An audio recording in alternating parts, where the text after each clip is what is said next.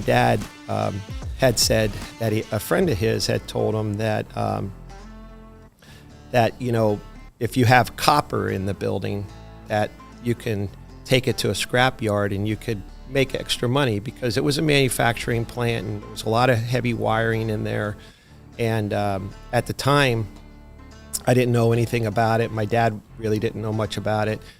And he said to me, up on the roof, there's 3 big cables of copper up there. And he said, you've been working hard. And he goes, I haven't really been able to do much for you, but he goes, I would love to let you go up. You take that copper wire and we'll take it to the scrap yard and we'll see if you can get some money for it.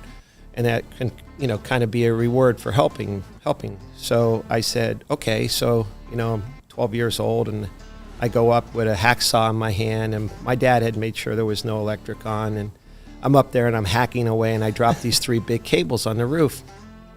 And I go to try to pull them, and I can't pull them because they're too heavy for me. So I take the saw again and I start cutting it up in like 20-foot sections, and I throw it off the roof, get it all off the roof. And then I decide that I'm going to get a forklift truck. So I get the forklift, I go over and I pull it all out and load it on a van, drove it over. And at that time we were still living over in Wilkes-Barre area, and drove home, and we went to a scrapyard, and this old guy in a pair of Levi coveralls with no shirt, big stomach, everything you could imagine, comes out and he says, what you got there, son? And I said, I have some copper for you, sir.